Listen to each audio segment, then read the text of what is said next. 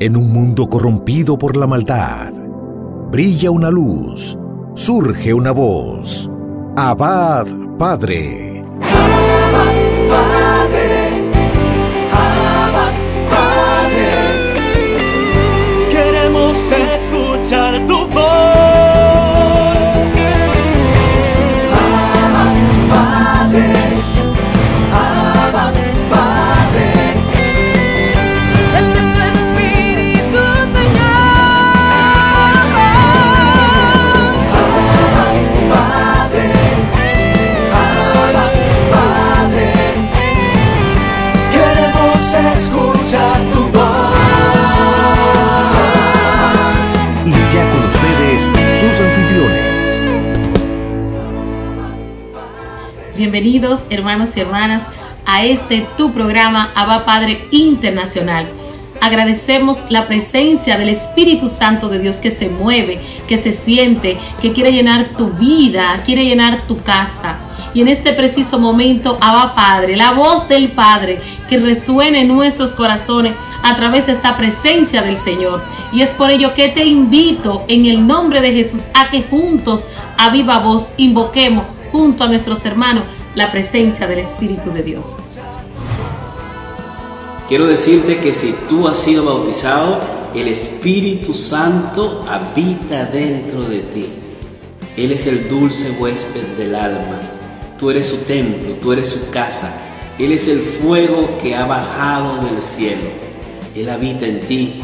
Él es como esa llama que está encendida en tu corazón, pero que muchas veces se debilita, que muchas veces tiende a apagarse. Por eso es importante invocarlo todos los días. Por eso es importante invitar al Espíritu a que venga nuevamente a nosotros y avive la llama de su amor que está encendida en tu corazón. Sí, en tu corazón desde el día de tu bautismo. Yo te invito en este momento a que allí donde estás, entres en la presencia de Dios, cierres tus ojos y llames conmigo al Espíritu de Dios. Le digas: ven Espíritu Santo, llena los corazones de tus fieles y enciende en ellos el fuego de tu amor. Llámalo con tus propias palabras, invoca al Espíritu y Él vendrá a tu vida. Te invito a que lo invoques conmigo con este canto, porque el Espíritu está allí, en tu corazón. Espíritu Santo, ven, ven aquí, Señor. Ven y llena los corazones de tus fieles. Espíritu Santo, ven, ven aquí, Señor. Ven y llena los corazones de tus fieles y enciende en ellos el fuego de tu amor. Espíritu Santo, ven, ven aquí, Señor, y enciende en ellos el fuego de tu amor. Espíritu Santo, ven, ven aquí, Señor. Cántalo una vez más. Espíritu Santo, ven, ven aquí, Señor. Ven y llena los corazones de tus fieles. Espíritu Santo, ven, ven aquí, Señor. Ven y llena los corazones de tus fieles y enciende en ellos el fuego de tu amor. Espíritu Santo, ven, ven aquí, Señor, y enciende en ellos el fuego de tu amor. Espíritu Santo, ven, ven aquí. aquí, Señor. Dilo. Espíritu Santo, ven aquí, Señor.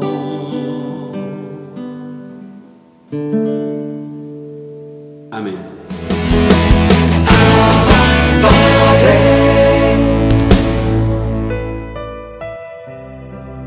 Mis hermanos, hoy reflexionamos con la lectura del Santo Evangelio según San Lucas en su capítulo 14, en los versos del 1 al 6.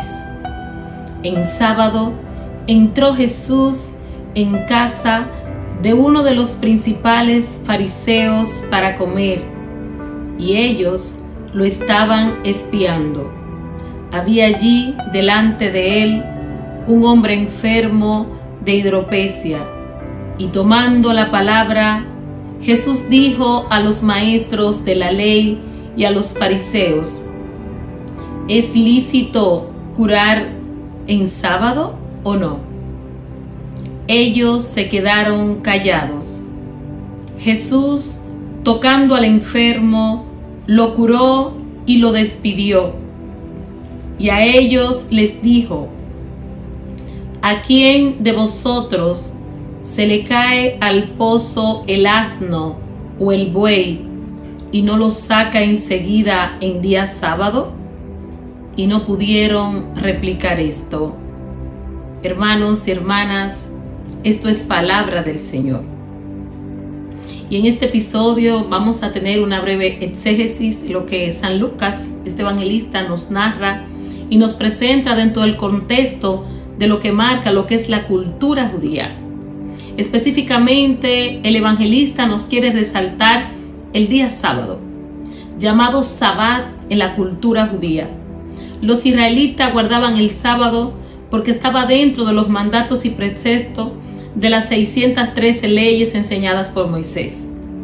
Sin embargo, dentro de lo que es el estudio de la palabra a lo largo de la historia, desde la época de los apóstoles, los confesores, los mártires y los padres de la iglesia, se nos viene explicando y aclarando la importancia del Sabbat como un día del Señor. Pero retomando el contexto en el cual Jesús se refiere a los discípulos, vemos que en día sábado un fariseo invita a Jesús a comer a su casa. Y no fue una invitación por cortesía, hermanos y hermanas. Fue una invitación para poner una vez más a prueba a Jesús. Porque esa era la tarea de los fariseos y escribas. Buscar una debilidad, buscar un momento donde según ellos y su conciencia humana iban a poner al Hijo de Dios a prueba. Y así estamos expuestos tú y yo. Estamos expuestos en la medida que decimos sí al Señor. Estamos expuestos a las personas que nos rodean y a aquellos que forman parte de nosotros en las comunidades, en los grupos de oración, en nuestra vida de fe. Porque los ojos de muchos están puestos sobre nosotros. Y es cierto que somos pecadores. Es cierto que cotidianamente negamos a Jesús con nuestro mal proceder. Pero yo te exhorto en el nombre de Jesús que hay mayor fuerza, hay mayor gracia cuando un hombre y una mujer decide cambiar, dice sí al Señor y alaba a Jesucristo, bendito sea su nombre. Y vemos que no exclusivo Jesús, al ser invitado a comer, también es partícipe dentro de los personajes que narra San Lucas. Había un hombre que padecía de una enfermedad de hidropesia. Esta enfermedad era el aumento de un líquido, parecía como un enema en este hombre, que también, según la cultura judía, dicha enfermedad era producto del pecado. Porque para los judíos todas las enfermedades catastróficas como la hidropesia, la lepra, el flujo de sangre, entre otras, eran enfermedades aquellas personas que padecían de espíritus inmundos. Hoy la muy llamada, conocida como crisis epilépticas, en la época de los judíos eran etiquetadas aquellas personas que padecían de demonios. Ya científicamente se ha comprobado que no es así en esta época, aunque en algunos casos sean exclusivos dentro de un cuadro de una persona que tenga una posesión diabólica. Sin embargo, el evangelista también nos relata que en medio de este episodio se da lo que es Jesús viola, según la tradición judía, viola que sana en día sábado lo que establece la ley. Jesús no está cumpliendo con lo que es creencia para los judíos. Y no exclusivo Jesús sana, sino que también Jesús lo toca. Esto era un pecado mortal para los judíos. Y con esta enseñanza de amor y de misericordia, ¿qué nos enseña Jesús? Que no solamente es lícito sanar en día sábado, sino que Jesús toca, sana y levanta a todo el caído, bendito sea el Señor. Y nos invita a nosotros, hermanos, a salirnos de las tradiciones, a salirnos de los esquemas religiosos, y a que tú y yo, que hemos sido llamados por misericordia a ser testigos de la misericordia. No es lícito que nosotros seamos testigos de ver necesidades, de ver enfermos, y que nosotros en el nombre de Jesús no acudamos a dar una respuesta. ¿Acaso es lícito, hermano y hermana, que como grupo de oración, como una comunidad cristiana, veamos las necesidades a nuestro alrededor y nos quedemos con una diferencia que no nos importa y que sálvese quien puede y que cada quien viva su vida? No, hermanos y hermanas. Jesús nos da una lección de vida en este episodio. Y así como Jesús tocó a un hombre impuro según la tradición judía, tú y yo estamos llamados como cristianos a manifestar un estilo de vida semejante al de Cristo. Porque por su gracia, Jesús más adelante, específicamente el evangelista San Marcos, en su capítulo 15, el verso 16, Jesús nos envía a pregonar y a expandir el reino de los cielos. Y esta es una de las grandes hazañas que nos van a acompañar a nosotros. Encontraremos dificultades, encontraremos hombres y mujeres impuras, con enfermedad de VIH, con COVID-19, con cáncer terminal. Y en el nombre de Jesús estamos llamados a detenernos sin importar el día, sin importar la circunstancia. Jesús está vivo, y con tu testimonio de amor, con esa actitud de que tú te detengas y te compadezcas de los demás, es que tú y yo vamos a expandir la misericordia de Dios dentro de este pueblo. Bendiciones.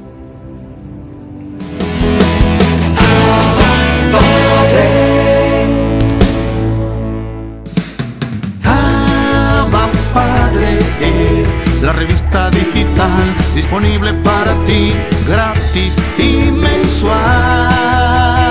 Búscale y comparte la revista digital Abba Padre con temas relevantes para una nueva evangelización con alegría y ardor. Abba Padre, el medio espiritual más completo, práctico y actual para apoyar, animar y difundir la obra santa de los evangelizadores hispanoparlantes de hoy.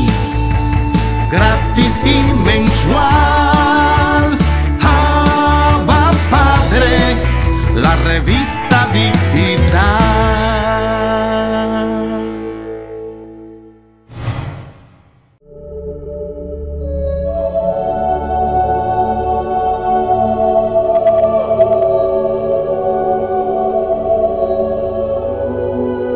Muy buenos días, mis queridos hermanos y hermanas en el Señor. Mi nombre es Ariel Céspedes Vargas y hoy, 29 de octubre, la Iglesia celebra el día del Beato Miguel Rúa. Escuchemos qué podemos aprender de su vida. Beato Miguel Rúa. En el año 1852, San Juan Bosco se encontró en la calle con un grupo de jovencitos que le pedían les regalara alguna medalla. A cada uno le obsequió su medalla, menos a un pálido y delgaducho de noble mirada, el cual el santo, haciendo como que se partía su brazo izquierdo con la mano derecha, le dijo: «A ti te doy esto». Y el jovencito no entendió qué significado podría tener esta acción. Pero 30 años más tarde le preguntará a don Bosco: «¿Qué me quiso decir en mi niñez cuando me ofreció regalarme la mitad de su brazo?». Y el santo le responderá: «Te quise decir que los dos obraríamos siempre ayudándonos del uno al otro y que tú serías mi mejor colaborador», y así fue en verdad.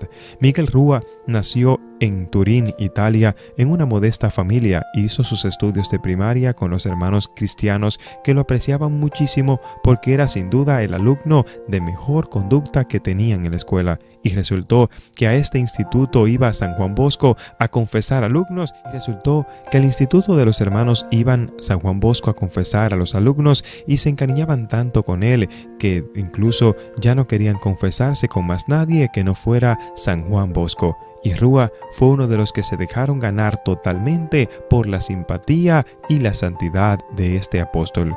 Al quedar huérfano de padre, empezó a frecuentar el oratorio de Don Bosco, donde los muchos pobres de la ciudad iban a pasar alegres momentos sentados los días festivos, oían de aquel santo y un día él preguntó: «Miguelín, ¿nunca has deseado ser sacerdote?».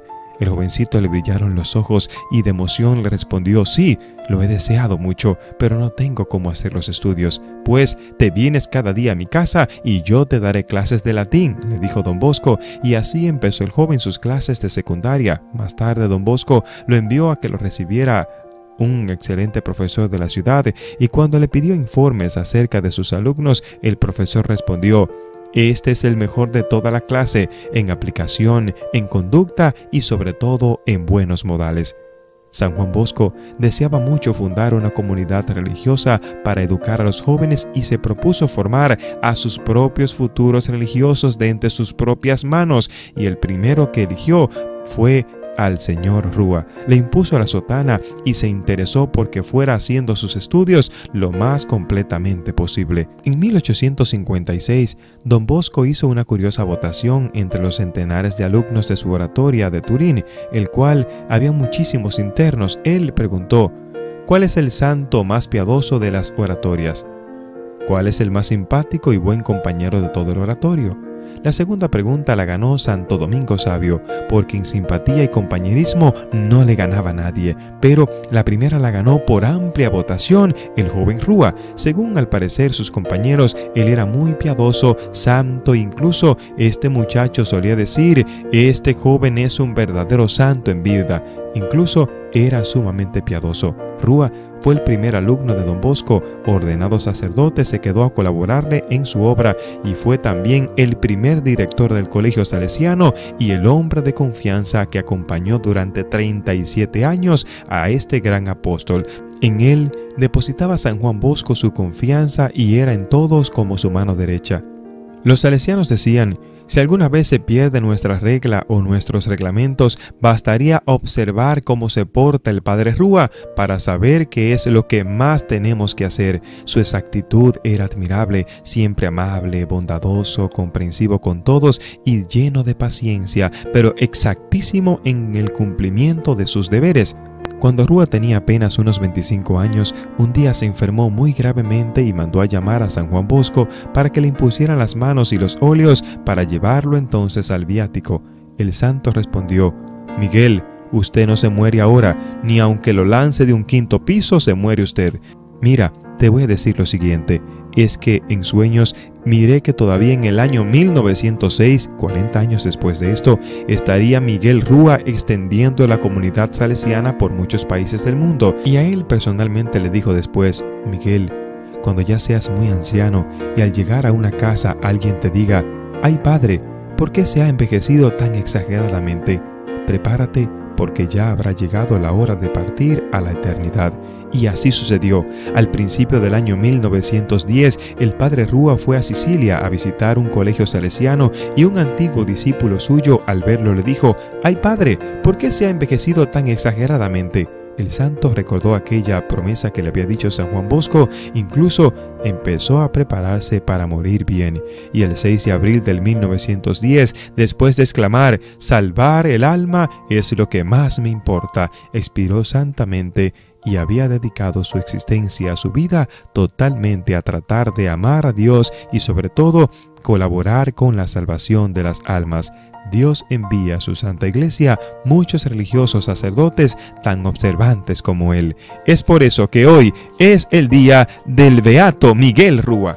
Como pudimos escuchar, mis queridos hermanos y hermanas, Miguel Rúa fue este fiel colaborador de San Juan Bosco, este hombre que fue su mano derecha, quien estuvo ahí haciendo crecer esa obra del Señor. Hoy es un buen día para nosotros imitar su vida. Me encanta cuando dice que si se podía perder todos los libros, lo que se había escrito, las normas de ellos, mirando a Miguel Rúa se podía decir qué es lo que ellos tenían que hacer. Y hoy me pregunto, mis vecinos, ¿qué dicen de Ariel? Dicen que soy un hombre de iglesia, dicen que soy un hombre de oración, pero tus vecinos, ¿qué dicen de ti? Dicen que eres una mujer o un hombre de oración. Cuando te miran pasar por la calle, predicas con tu caminar, predicas con el ejemplo, predicas con tu hablar, porque es fácil fácil decir que somos de Dios cuando estamos en la iglesia. Ahí todos parecemos santos, pero cuando nadie nos está mirando, es justo en ese momento cuando debemos dar frutos de santidad, frutos de conversión. Qué hermoso es que este hombre de Dios dedicó toda su vida a propagar el amor, a estudiar la palabra, a enseñar a otros que amar a Dios y salvar el alma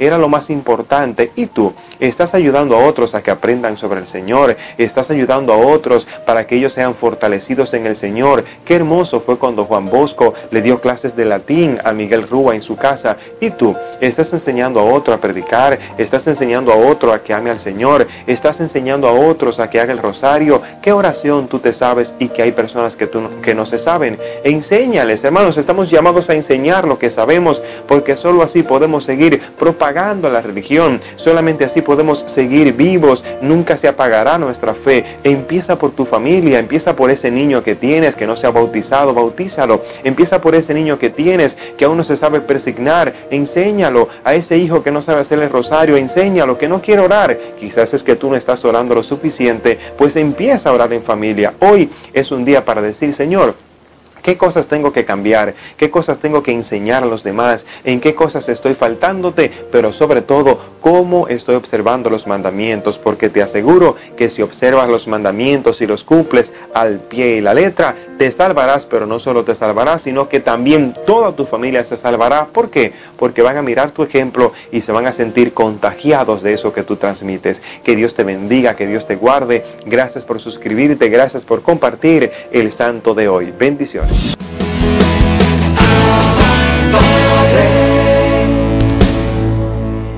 Bienvenidos a esta nueva edición de Cerrando las Puertas al Enemigo, segmento que se emite dentro del programa Abba Padre. Estamos considerando la segunda puerta, el ocultismo, y hemos explicado la gravedad que le atribuye la Biblia a ese pecado. Las dos vertientes principales del ocultismo son la adivinación, el querer saber cosas, y la hechicería, el querer hacer cosas en beneficio propio o en perjuicio de alguien, que ambos son en la Biblia considerados como un adulterio espiritual, en cuanto que uno se aleja de la fe, la esperanza y el amor y le da a esas entidades, a esos espíritus malignos, les da un protagonismo que no hay que darle, ¿no? Entonces, adorar falsos dioses. Bueno, esas prácticas, la adivinación y la hechicería, crean vínculos o ataduras maléficas que proceden del contacto con el ocultismo y que son muy insidiosas. Yo, desde luego, mi experiencia de muchísimos miles, ¿no?, de intervenciones exorcísticas entre el año 95 y el año 2015, es que cuando una persona tiene problemas insistentes con los demonios, casi siempre hay alguna raíz en el ocultismo, activa o pasiva, o sea, o porque él ha contactado o porque ha recibido algún maleficio, o porque uno se entra a practicar o a pedir que se practique, o porque alguien la ha practicado sobre uno. Y entonces, mientras no se descubra la raíz y se corte con ella, no se supera, no hay liberación que valga. Por eso, pues, es tan importante ayudar a la persona a examinarse, ¿no? Hacer yo suelo facilitar un cuestionario, ¿no? Pues a ver, y la gente dice, no, yo no he tenido. Y luego cuando lo lees dice, ahí va, pues cantidad de cosas que yo no le había dado importancia nunca, y que, pues, de temas de música, temas de prácticas, de temas de amuletos, temas de todo tipo de supersticiones, a las que no le había dado ninguna importancia y que efectivamente la tiene. Son muy raras las posesiones o las infestaciones de lugares que he atendido en que el interesado o la interesada no hayan hecho espiritismo, por ejemplo, mediante juegos como el de la Ouija, el Charlie, o esas presentaciones de la nueva era del espiritismo como canalización con espíritus, maestros ascendidos llamados en el Reiki, ¿no? que es a los que se les invoca para canalizar unas energías que son los demonios, y que se le mete una influencia a la persona sobre la que se está actuando, o invocan a supuestos seres extraterrestres, que claro, que son los demonios, que dice, ¿hay extraterrestres? Por supuesto, los demonios, claro, que son gente que... o que han acudido a divinos, a curanderos, y claro, al pedirles un favor, se someten, le están autorizando para que les hagan un maleficio. Como él se contó algunas veces, de, oye, en tal año habrá una chica que se interesará por ti, que le dijo una astralista a un conocido, y entonces, pues, ¿qué pasaba? Le estaba diciendo, te hago un maleficio para que hasta tal año no seas invisible a las personas del sexo complementario.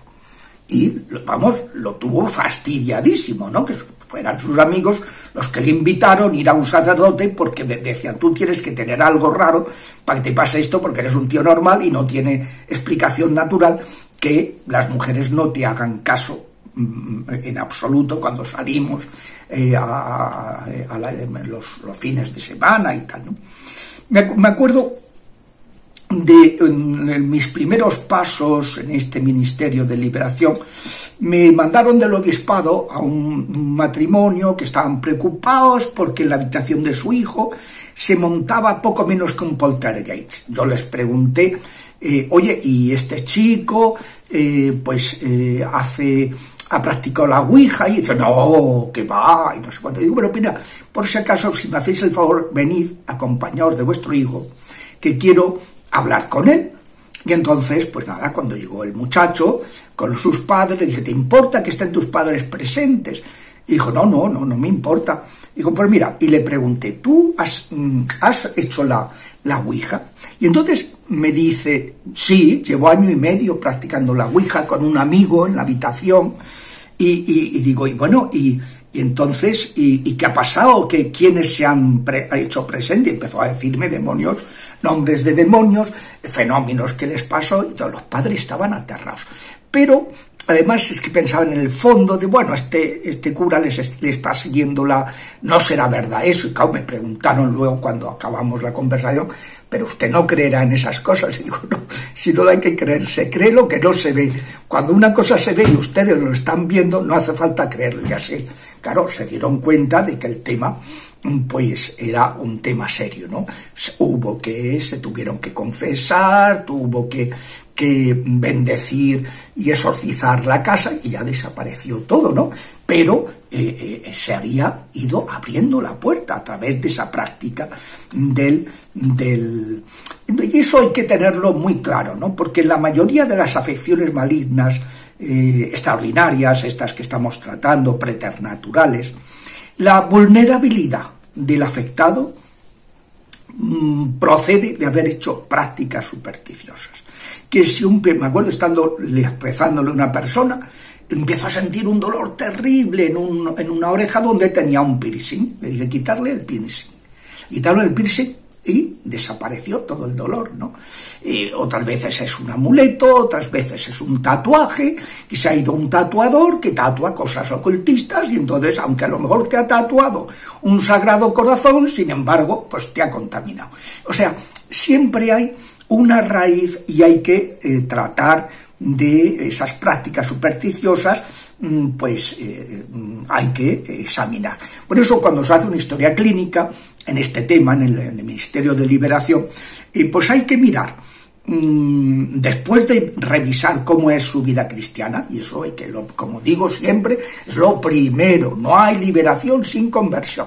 Pues una vez mirado la vida cristiana, lo siguiente que hay que considerar es antecedentes idolátricos, para que la persona dedique todo el tiempo necesario a abjurar de ellos de forma sistemática. Yo suelo recomendar la oración que aparece en las oraciones del libro de las 6 puertas del enemigo, que están colgadas en la página web de las6puertas.com, pues en el home, pues ahí aparecen 5 PDFs en el inicio de la página web, en las oraciones de las 6 puertas en español, en inglés, en francés, en portugués y en italiano. Están en los 5 idiomas para que cualquier persona, aunque no tenga el libro a mano, pues pueda acudir a ellas. La segunda de esas oraciones es la de abjuración del ocultismo, que es la que hay que hacer de manera sistemática durante un mes para abjurar, para pedirle a Dios que pongamos nuestro corazón en Él y que rechazamos totalmente los contactos que hemos tenido activos, es decir, que han surgido en nuestra parte, y pasivos que hemos padecido con el mundo oscuro. Hasta la semana que viene, si Dios quiere.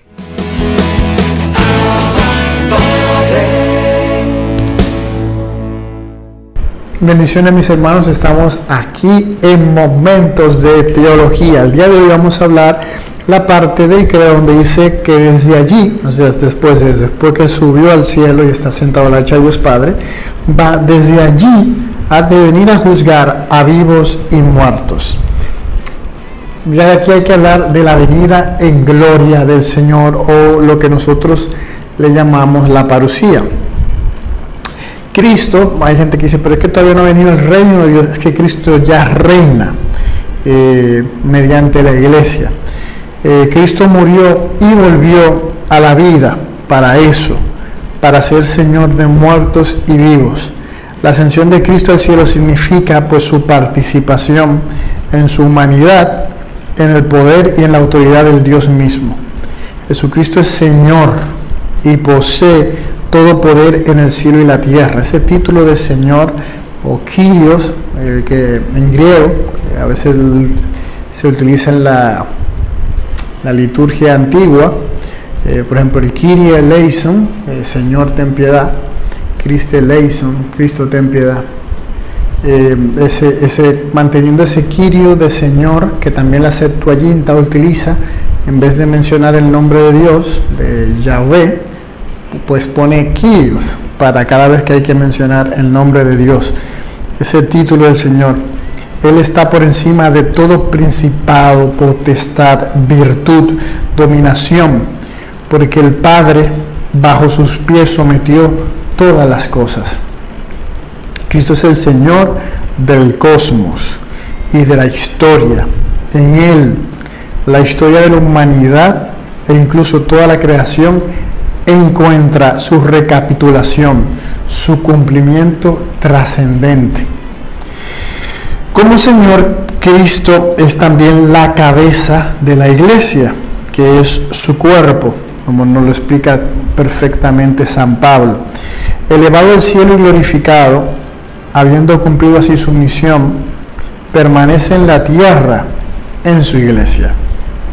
La redención es la fuente de la autoridad que Cristo, en virtud del Espíritu Santo, ejerce sobre la iglesia. La iglesia, o el reino de Cristo presente ya en misterio, constituye el germen y el comienzo de este reino en la tierra. Desde la ascensión, el designio de Dios ha entrado en su consumación. Estamos ya en la última hora. Siempre es ese ya, pero todavía no, de la parusía. El final de la historia ha llegado ya a nosotros y la renovación del mundo está ya decidida de manera irrevocable e incluso de alguna manera real. Está ya por anticipado en este mundo.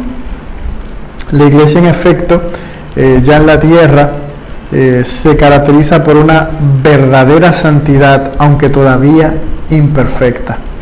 El reino de Cristo manifiesta ya su presencia por los signos milagrosos que acompañan su anuncio por la iglesia.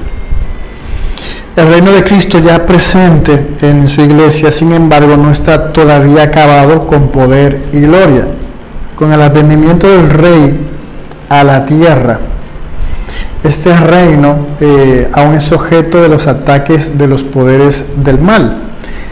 A pesar de que estos poderes hayan sido vencidos en su raíz por la Pascua de Cristo, hasta que todo haya sido sometido, y mientras no haya nuevos cimientos y nueva tierra en lo que habite la justicia, la iglesia peregrina lleva en sus sacramentos e instituciones que pertenecen a este tiempo la imagen de este mundo que pasa. Ella misma vive entre las criaturas que gimen en dolores de parto hasta ahora y que esperan la manifestación de los hijos de Dios. Por esta razón los cristianos piden, sobre todo en la Eucaristía, que apresure el retorno de Cristo cuando suplican: ven, Señor Jesús, Maranatá, como nos lo dice el libro del Apocalipsis. Cristo afirmó antes de su ascensión que aún no era la hora del establecimiento glorioso del reino mesiánico esperado por Israel, que según los profetas debía traer a todos los hombres el orden definitivo de la justicia, el amor y la paz. El tiempo presente, según el Señor, es el tiempo del Espíritu y del testimonio, pero es también un tiempo marcado todavía por la tribulación y la prueba del mar, que afectan también a la Iglesia, e inaugura los combates de los últimos días. Es un tiempo de espera y de vigilia el que estamos viviendo y atravesando acá. Siempre hay que estar en vela y vigilia, y atravesaremos pruebas. La Iglesia siempre ha atravesado pruebas desde su inicio y actualmente sigue pasando por pruebas. El problema es que algunos, pues, en estas pruebas, lo que en vez de ver que es algo que tiene que pasar dentro de la Iglesia, pues algunos lo toman como escándalo y se alejan de la Iglesia de Cristo, viven atacando a la Iglesia de Cristo, sus mismos miembros, en vez de entender que siempre hay un tiempo de purificación dentro de la Iglesia. Ha pasado en toda la historia. Cualquiera que agarre, pues, libros de la historia de la Iglesia se dará cuenta que ha venido momentos de purificación dentro de ella, y todo eso va a irse dando hasta ese advenimiento glorioso de Jesús. Nosotros estamos en esperanza hasta ese momento. Ya seguiremos hablando de esto, pues, en el próximo Momentos de Teología, en el que hablaremos ya en cuanto tal de ese glorioso advenimiento, esa venida gloriosa de Jesús. Bendiciones.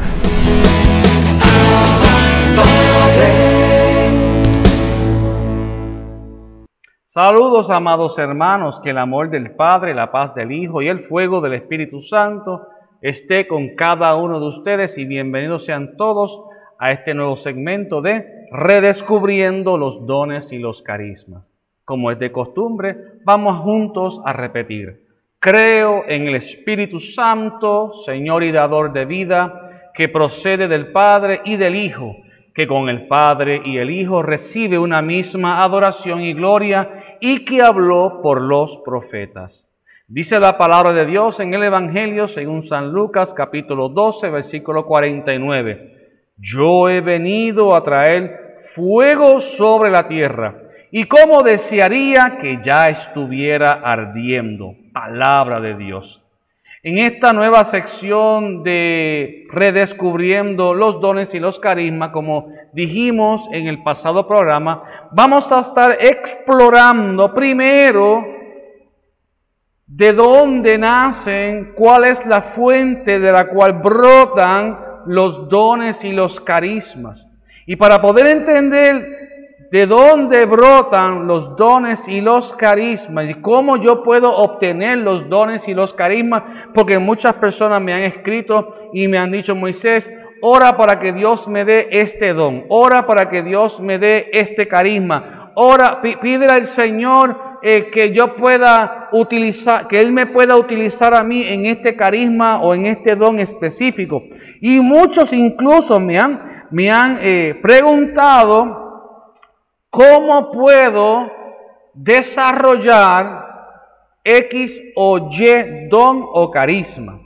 Pero para poder entender todas estas interrogantes que estos hermanos me hacen, me escriben, y que también invito a usted, ¿verdad?, que también se puede conectar conmigo por medio de Facebook, me puede buscar Moisés Ríos Pérez, o por medio de YouTube, que le invito a que se suscriba a mi canal. Tenemos que entender que la Renovación Carismática Católica desde sus inicios ha entrado en una espiritualidad que nosotros le llamamos la espiritualidad carismática.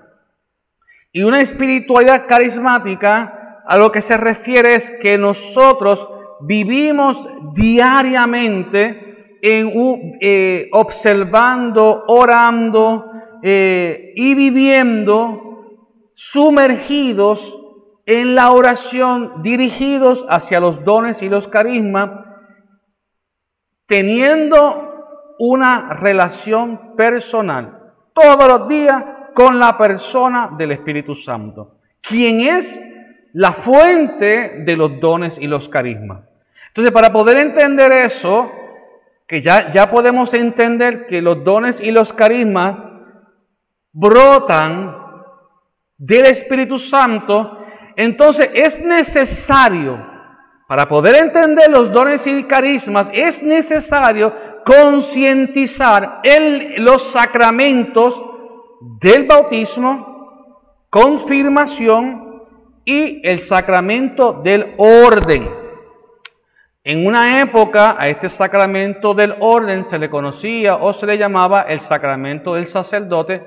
No obstante, ese no es el nombre correcto, porque el sacerdocio es uno de los ministerios que se reciben en el sacramento del orden. Y vamos a estar hablando de eso un poco más adelante. Así que, ya que en cada uno de estos sacramentos, el bautismo, la confirmación y en el sacramento del orden, recibimos a la persona del Espíritu Santo y la prolongación de nuestro bautismo sacramental. En otras palabras, en nuestro bautismo sacramental recibimos a la persona del Espíritu Santo. En la confirmación, valga la redundancia, se confirma aquello que sucedió en mi vida en el bautismo, y nuevamente el obispo en el momento de la confirmación me da nuevamente, yo nuevamente recibo a la persona del Espíritu Santo en mi vida. En el sacramento del bautismo, el Espíritu Santo y ese sacramento me convirtió a mí en hijo de Dios, sacerdote, profeta y rey. Con el agua bautismal yo pasé a ser de criatura de Dios a hijo de Dios. Si no entendemos eso primero, estamos perdidos. Tenemos que entender que antes de yo haber sido bautizado, yo era una criatura de Dios. Dios me ama como criatura. Y eso lo podemos ver en el Evangelio según San Juan, capítulo 3, versículo 3. Jesús le dice a Nicodemo: te aseguro que el que no renace de lo alto no puede ver el reino de Dios. Nicodemo preguntó: ¿cómo un hombre puede nacer cuando ya es viejo? ¿Acaso puede entrar por segunda vez en el seno de su madre y volver a nacer? Jesús le respondió: te aseguro que el que no nace del agua y del Espíritu no puede entrar en el reino de Dios. Lo que nace de la carne es carne. Lo que nace del Espíritu es Espíritu, palabra de Dios. Entonces, lo que nos está diciendo el mismo Jesús es: cuando mi papá y mi mamá se amaron, mi mamá quedó embarazada de mí, dio a luz, yo nací dentro de mi condición humana como hijo de mi papá y de mi mamá. Ellos son mis padres humanos. Dios es espíritu. Por lo tanto, si yo quiero ser hijo de Dios, yo tengo que nacer al Espíritu. Por eso es que nosotros, los católicos, creemos en el bautismo de los niños. No importa cuán pequeño sea, hay que bautizarlo. ¿Por qué? Porque queremos que esa criatura deje de ser criatura, hijo humano de su papá y de su mamá, que pase a ser en el Espíritu Santo cuando reciba el bautismo, hijo de Dios, y como hijos, herederos también del reino de los cielos. Entonces, lo primero que vamos a entender en este segmento es que el bautismo sacramental me hace a mí hijo de Dios, porque antes de yo ser bautizado, yo era criatura de Dios, nacido de lo humano. El bautismo sacramental, en virtud del sacerdote que me ordenó, me bautizó, o el diácono, o incluso algún obispo que me haya bautizado, ese día yo me convertí en hijo de Dios. Y yo te quiero hacer una pregunta a ti. ¿Tú quieres que tu hijo, tú quieres que tu nieto sea hijo de Dios?